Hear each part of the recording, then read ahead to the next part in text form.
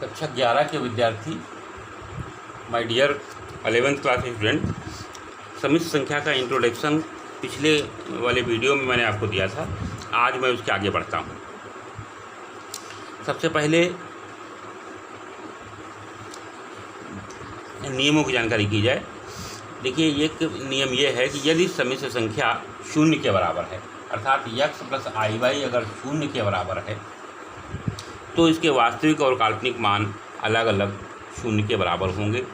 It means x बराबर 0 और y बराबर 0। नियम नंबर 1।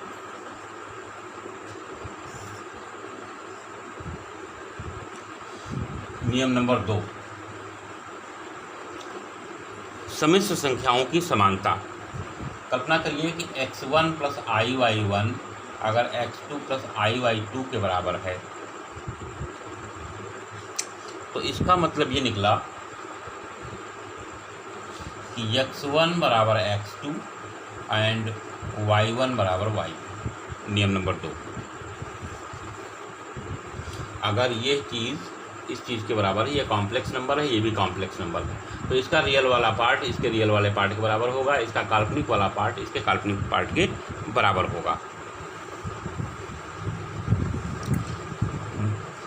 नियम नंबर 3, यदि दो कॉम्प्लेक्स नंबर को जोड़ा जाए। कल्पना करिए, कॉम्प्लेक्स नंबर को एक नोटेशन ये भी समझ लीजिए कि जेड से हम करते हैं। तो दो कॉम्प्लेक्स नंबर हैं, तो Z1 प्लस Z2 की अगर हम बात करें, माने x1 plus i Y 1 plus x2 plus i Y 2, दो कॉम्प्लेक्स नंबर हो गए। एक ये कॉम्प्लेक्स नंबर है, एक ये कॉम्प्लेक्स नंबर है। इसको अगर हम जोड़ेंगे तो ये है x1 प्लस x2 प्लस आई y1 प्लस y2। एक अनावश्यक डिस्टर्बेंस मस्तिष्क में ना हो, इसलिए हम इसको बता रहे हैं। सिंपल जोड़ है, x1 x1 जुड़ेगा, आई वाई 1 जुड़ेगा, जोड़ दिया। समिश्र संख्याओं के योग में, समिश्र संख्याओं को घटाने में इस सामान्य सा रूल ये लगता है। समिश्र संख्याओं के कुछ योग के गुण हैं। समिश्र संख्याओं के योग के कुछ प्रॉपर्टी हैं। योग प्रॉपर्टी, योग के गुण इसके समिश्र संख्याओं। पहला गुण है संवरक का नियम। ये नियम समिश्र संख्या के लिए हम बता रहे हैं। संवरक नियम की जानकारी छात्र को पहले से होनी चाहिए, नहीं है तो समझो। संवरक में यह कहता है कि क्योंकि समिश्र के लिए है, तो समिश्र की दो संख्याओं का योग अगर हम करेंगे तो एक समिश्र संख्या आएगी। ये संवरक का नियम, अर्थात ये संवरक के नियम का पालन करता है। दो पूर्णांक संख्याओं को जोड़ते हैं, दो पूर्णांक संख्या ही आती है। दो पूर्णांक संख्याओं को गुणा करते हैं, पूर्णांक संख्या ही आती है। ऐसे ही संवरक समिश्र संख्या के लिए योग के गुण में अगर कोई दो कॉम्प्लेक्स नंबर हैं, उसको हम जोड़ेंगे तो एक कॉम्प्लेक्स नंबर ही आएगा। दो समिश्र संख्याओं का योग, संख्याओं का योग समिश्र संख्या होगी। देखिए, ये चीज़ हम लिख रहे हैं, बता रहे हैं। इस वीडियो को आप लोग बार बार देखेंगे, नियम अपने आप याद हो जाएंगे। संवरक का नियम शब्द सुना होगा, तो इसका कॉन्सेप्ट आपको ध्यान है, नहीं ध्यान हमको नहीं पता, लेकिन मालूम होना चाहिए। दूसरा नियम भी आपने सुना होगा, क्रम विनिमय का नियम। क्रम विनिमय का नियम, क्रम विनिमय का नियम का मतलब कि Z1 योग के बारे में बात कर रहे हैं, इसलिए योग की बात करेंगे। Z1 प्लस Z2 बराबर होगा Z2 प्लस Z1। ये क्रम बदला, लेकिन सेम वैल्यू रहेंगी। नंबर 3, साहचर्य का नियम।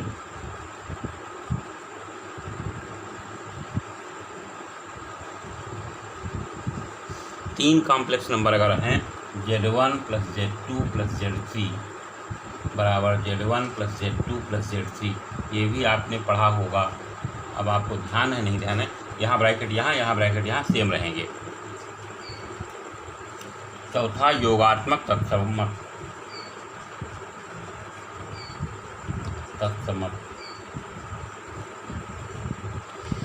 प्रत्येक समिश्र संख्या z के लिए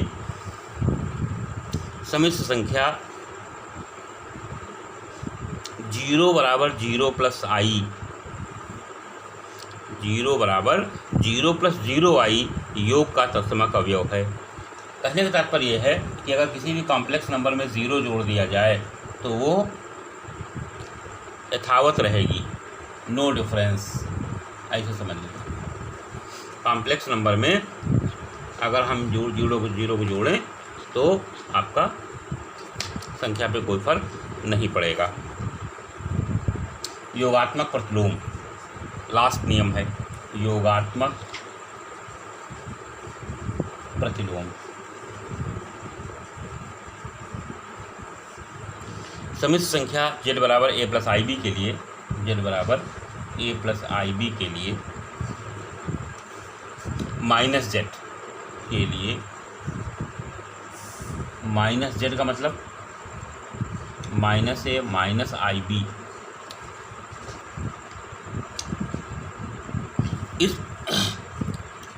इस प्रकार अस्तित्व में होती है, इस प्रकार अस्तित्व में होती है कि z और प्लस माइनस z कितना आएगा, 0। अर्थात z का योगात्मक प्रतिलोम माइनस z होगा, माइनस z का योगात्मक प्रतिलोम z होगा। ये आपके समिश्र संख्या के योग के गुण 5 हैं, उसका जिक्र मैंने किया। योग के बारे में आपको मैंने बताया और गुणा के घटाने के बारे में बताया। सामान्य सा जोड़ है, सामान्य सा घटाना है। वास्तविक संख्या को वास्तविक संख्या जोड़ दीजिए, काल्पनिक संख्या को काल्पनिक संख्या जोड़ दीजिए। समिश्र संख्या के गुणन की भी बात हो जाए।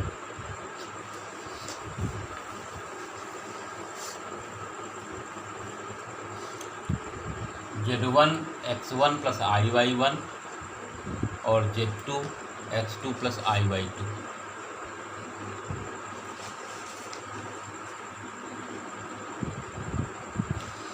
अगर हम z1 और z2 निकालें, देखिए x1 प्लस iy1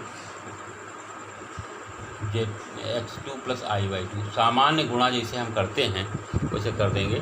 देखिए x1 x2 आएगा प्लस i x1 y2 आएगा, i y1 x2 आएगा plus i square y1 y2 आएगा। i स्क्वायर का मान -1 रख लेंगे, अर्थात x1 plus x1 x2 minus y1 y2 plus i x1 y2 plus y1 x2। ये आपका दो समिश्र संख्याओं का मल्टीप्लिकेशन हो गया।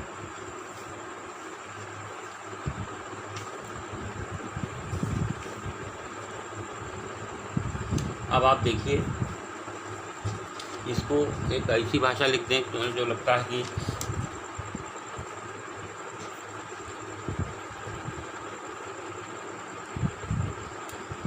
बड़ा कठिन है, लेकिन अगर ध्यान से समझें तो कठिन नहीं होगा। कैसे?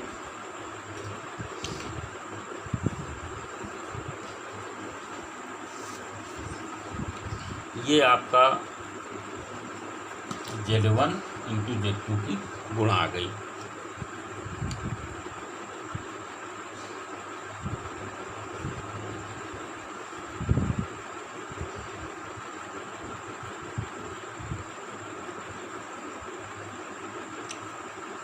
रियल z1 z2 क्या मतलब इसका? वास्तविक संख्या हम z1 के लिए क्या आएगा, x1 आएगा। वास्तविक संख्या z2 की लेंगे तो क्या आएगा, x2 आएगा। रियल z1 और z2 के अगर हम गुणा करें तो ये क्या आएगा, real z1 into real z2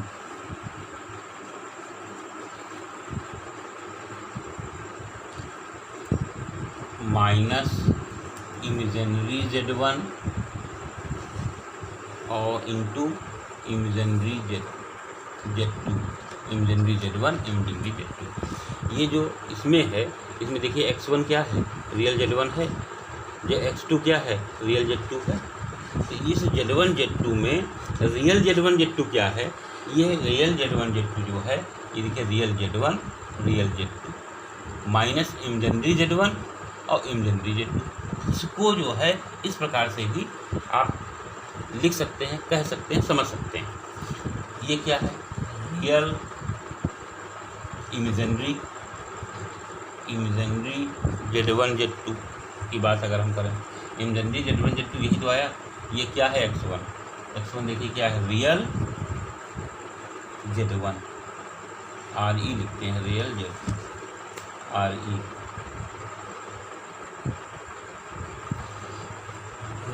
real Z1। अब ये क्या है, y2 क्या है, इमेजिनरी Z2 है, प्लस y1 क्या है, रियल Z1 गुणा जो किया है, y1 क्या है, रियल Z1 और Z2 क्या है, ये x2 क्या है, x2 रियल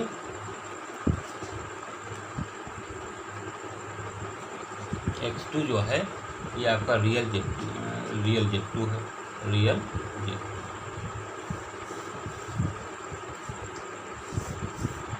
यहाँ पर y1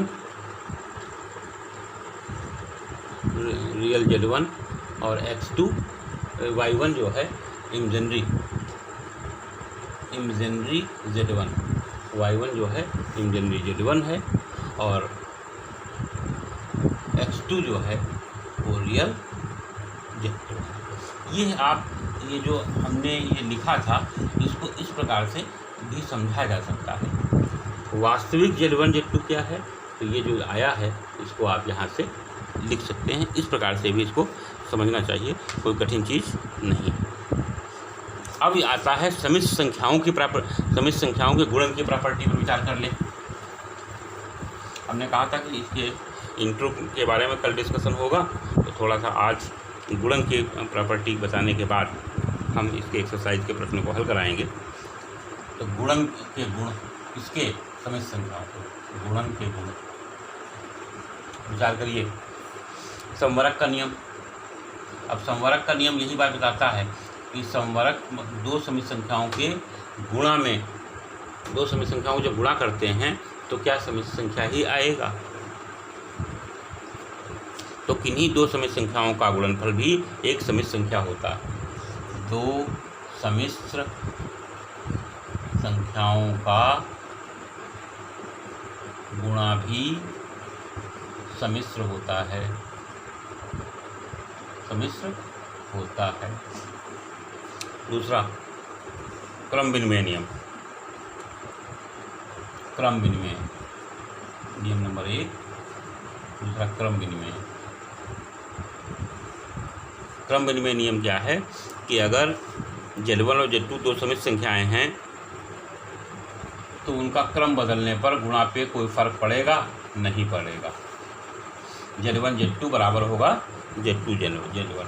नियम नंबर 3 संवरक साहचर्य नियम, साहचर्य नियम ये क्या कहता है, अगर तीन समिश्र संख्या हैं Z1 Z2 Z3 और Z1 Z2 Z3 तो यहाँ ब्रैकेट अगर है यहाँ ब्रैकेट के बराबर होगा।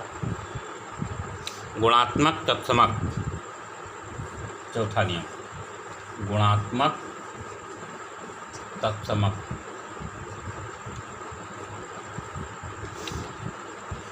गुणात्मक तत्समक का मतलब इसको ऐसे समझिए कि समिश्र संख्या में अगर हम 1 से गुणा करते हैं तो समिश्र संख्या पर कोई फर्क नहीं पड़ता है। प्रत्येक समिश्र संख्या Z के लिए समिश्र संख्या 1 बराबर 1 + 0i गुणन का तत्समक अवयव है, गुणन का तत्समक अवयव है, अवयव है। अर्थात Z × 1 बराबर Z 1 × Z। ऐसे समझ लीजिए, एक को जब हम Z से गुणा करेंगे तो कोई फर्क नहीं पड़ेगा। गुणात्मक प्रतिलोम, पांचवा और अंतिम नियम, गुणात्मक प्रतिलोम।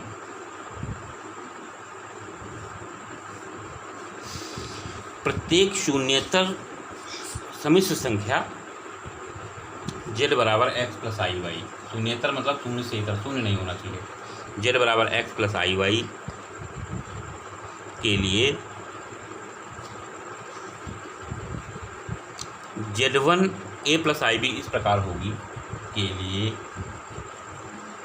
z1 a plus i b इस प्रकार होगी कि z1 बराबर 1 बराबर z1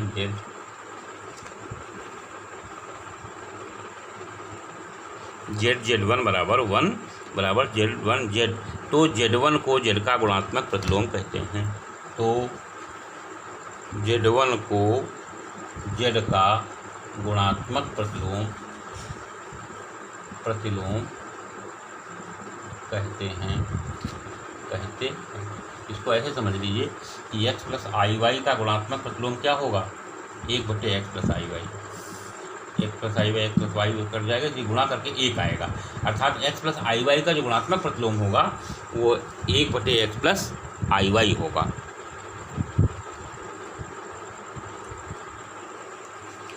बस अब यहाँ पर आपके ये नियम समाप्त होते हैं।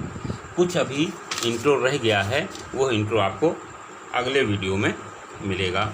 अब हम आपको जो प्रश्न करवा रहे थे उसके आगे बढ़ेंगे। आज का इंट्रो इतना ही, ज़्यादा इंट्रो बताने पर तुम लोगों को भी दिक्कत होने लगेगी, इसलिए इसका भी कुछ रह गया है, वो आपको अगले वीडियो में मिलेगा।